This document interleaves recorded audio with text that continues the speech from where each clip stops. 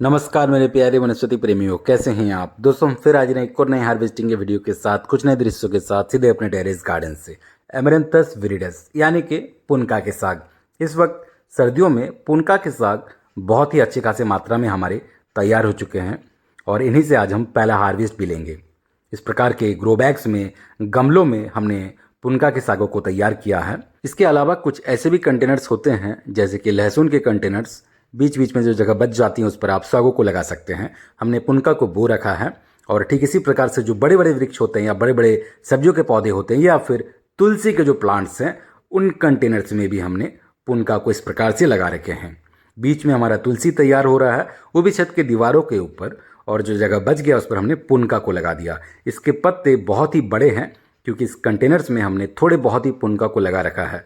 सारा का सारा जो न्यूट्रिएंट्स है सभी को बराबर मात्रा में मिल रहा है, इसलिए पत्ते बहुत ही तेज़ी से बढ़ भी रहे हैं और बड़े भी हो रहे हैं। हालांकि जब आप एक कंटेनर में ज़्यादा मात्रा में सागों को बोते हैं तो आपको इतने बड़े बड़े पत्ते बिल्कुल भी नहीं मिलेंगे। कहने का मतलब है जब आप घने तरीके से एक ही कंटेनर में सागों को उगाते हैं तो आपको उस कंटेनर में सागों के पत्ते इतने विशालकाय आकार में आपको बढ़ते हुए नज़र नहीं आएंगे, क्योंकि बहुत सारे पौधे उस पर तैयार हो रहे होते हैं। उस मिट्टी में जो भी न्यूट्रिएंट्स है सभी को बराबर मात्रा में मिल रहा होता है, जिस वजह से हो सकता है कि पत्ते इतने बड़े बड़े आकार में आपको ना मिले।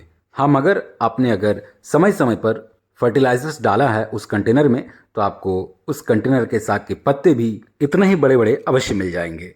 तो दोस्तों, कुछ पालक भी इस प्रकार से हमने लगा रखे हैं, तो पालक को भी हम काट लेते हैं, क्योंकि पुनका और पालक आप एक ही प्रकार से मिक्स बना सकते हैं। दोनों ही स्वादिष्ट है, दोनों ही गुणकारी हैं और ये दोनों ही ऑर्गेनिक पद्धति से उगाए हुए हैं।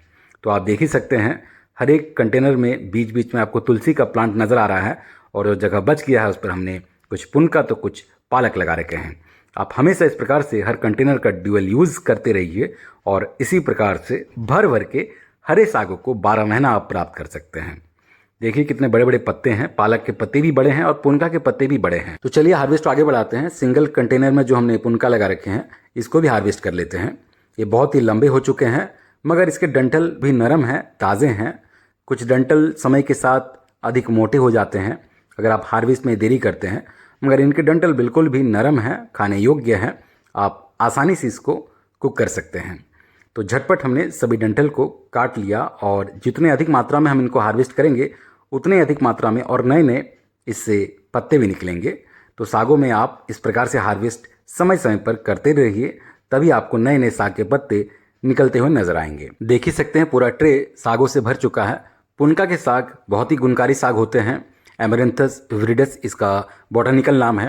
वैसे तो हमने इसके बहुत सारे हेल्थ बेनिफिट्स पर पहले ही चर्चाएं कर रखी हैं, मगर फिर भी आने वाले वक्त में हार्वेस्ट के साथ साथ इसके और कुछ हेल्थ बेनिफिट्स को भी रिवील करेंगे। तो दोस्तों चलिए आगे बढ़ते हैं और कुछ टमाटरों को भी हार्वेस्ट करते हैं। दोस्तों कुछ ही टमाटर पके हैं। ये सारे के सारे टमाटर जो है मानसून के प्लांट्स के टमाटर हैं। जो हमने विंटर गार्डन के लिए टमाटर के पौधों को तैयार किया था उन पर फिलहाल फूल और फल दोनों ही आ रहे हैं, लेकिन हार्वेस्ट अभी करना बाकी है। आने वाले वक्त में उनसे भी हम भरपूर तरीके से टमाटरों को तोड़ेंगे। तो ये आखिरी वाला भी हमने तोड़ लिया। थोड़ा सा ये पका था, थोड़ा सा कच्चा था, तो इसको हमने तोड़ लिया। तो दोस्तों इस प्रकार से आप छोटे छोटे ग्रो बैग्स में टमाटर के पौधों को तैयार कर सकते हैं और 2G 3G कट अवश्य कीजिए, तभी आपको ऐसे फल मिलेंगे। तो चलिए कुछ बैगन भी हमें दिख रहे हैं, इनको भी हार्वेस्ट कर लेते हैं। बैगनों को भी आप समय से हार्वेस्ट करते रहिए। इन दिनों हमारे बैगन के पौधे में भरपूर तरीके से फ्रूटिंग हो रहे हैं और उतनी ही तेज़ी से हम हार्वेस्ट भी ले रहे हैं। कभी 2-4 रहती है तो कभी टोकरी भर भर के हमें फ्रूटिंग मिल जाती है। जैसे आज हमें सिर्फ 3 ही बैगन मिले हैं, मगर 2 रंग के, क्योंकि दोनों ही अलग अलग रंग के हैं। तो चलिए आगे बढ़ते हैं। एक फूटा हुआ हमें फूल गोभी भी आज हार्वेस्ट करना है। तो दोस्तों सिर्फ किस्मत ही फूटी हुई नहीं होती है, बल्कि फूल गोभी भी कभी कभी फूटी हुई हो जाती है। ये जो फूल गोभी है इसको हमने एक दिन सिर्फ देरी किया हार्वेस्ट करने में और दूसरे दिन इस प्रकार से फूट चुका है। इसलिए हम अक्सर अपने वीडियोस में कहते हैं कि समय से ही आप फूल गोभियों को हार्वेस्ट कीजिए।